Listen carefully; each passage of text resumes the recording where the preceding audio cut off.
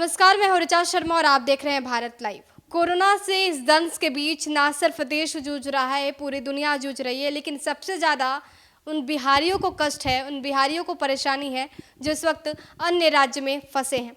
खासकर गुजरात की बात करें तो जिस तरह से गुजरात सरकार ने ये फैसला ले लिया है कि उन्हें अब निकाल बाहर करना है उन बिहारियों को जो इस वक्त गुजरात में फंसे हैं, ये एक बड़ा सवाल है। लगातार हम आपको खबरें दिखाते हैं, उन मजदूरों से बात भी हमने की है। लाइव सेशन में आपने देखा होगा कि किस तरह से वो मजदूर अपनी समस्या बताते हैं। हम पूरी कोशिश करते हैं कि उनकी आवाज़ को जनप्रतिनिधि तक पहुंचाए।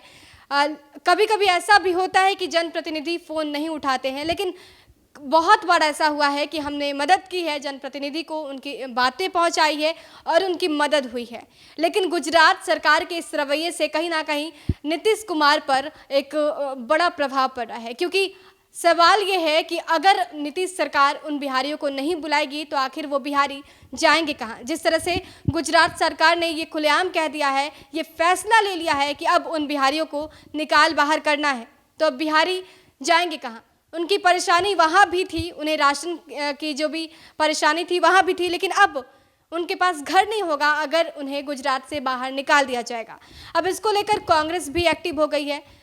कांग्रेस के बिहार प्रभारी शक्ति सिंह गोहिल भी अब हमारी खबरों पर मुहर लगा दिया है उन्होंने अब बिहार सरकार का साथ दिया है। उन्होंने कहा है कि बिहार सरकार को इस पर पहल करनी चाहिए कि अगर गुजरात सरकार उन बिहारियों को वापस भेजती है, उससे पहले बिहार सरकार को ही उन बिहारियों को ससम्मान अपने राज्य वापस बुला लेना चाहिए। आपको पता होगा कि इससे पहले तेजस्वी प्रसाद यादव ने बिहार सरकार से ये सवाल किया था कि उन बिहारियों को बिहार सरकार वापस क्यों नहीं बुला रही है, वो बिहारी जो सूबे की अर्थव्यवस्था में 50 से 60 हज़ार करोड़ का योगदान देते हैं।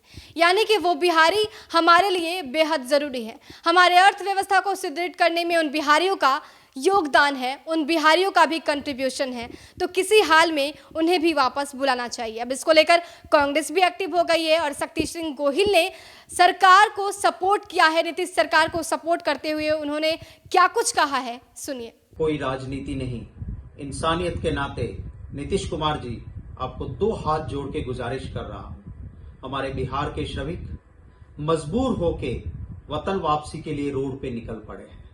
उनकी चिंता प्लीज कीजिए, बसें दीजिए, बिहार में वापस लाइए।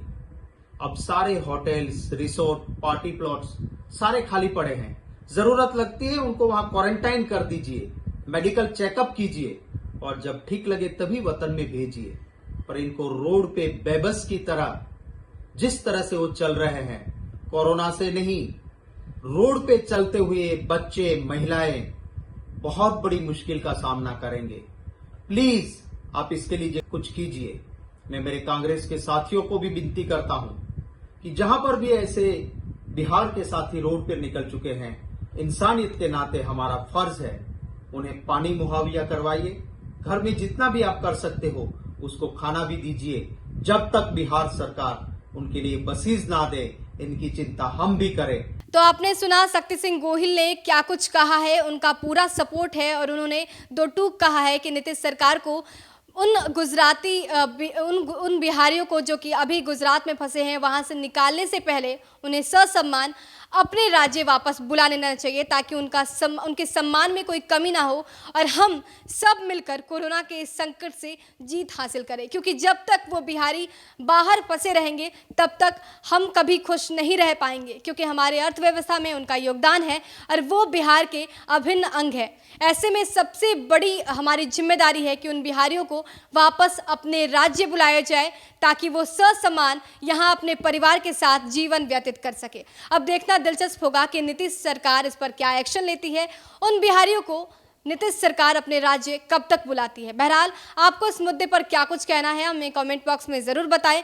अगर आप इस वीडियो को YouTube पर देख रहे हैं तो हमारे चैनल को सब्सक्राइब कर लीजिए। अगर Facebook पर देख रहे हैं तो हमारे Facebook पेज को लाइक जरूर कर लीजिए। नमस्कार।